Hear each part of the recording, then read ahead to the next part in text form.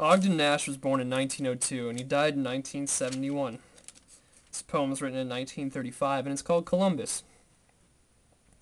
Once upon a time there was an Italian, and some people thought he was a rapscallion. But he wasn't offended, because other people thought he was splendid. And he said the world was round, and everybody made an uncomplimentary sound. But he went and tried to borrow some money from Ferdinand. But Ferdinand said America was a bird in the bush, and he'd rather have a berdinand.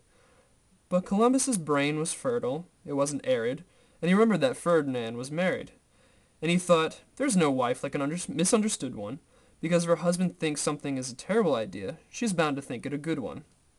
So he perfumed his handkerchief with bay rum and citronella, and he went to see Isabella. And he looked wonderful, but he had never felt sillier.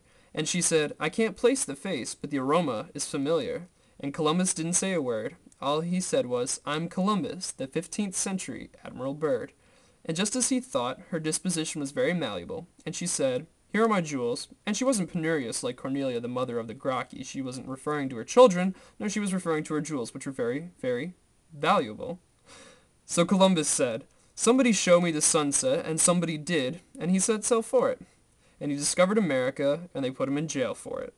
And the fetters gave him welts, and they named America after somebody else. So the sad fate of Columbus ought to be pointed out to every child and every voter, because it has a very important moral, which is, don't be a discoverer, be a promoter.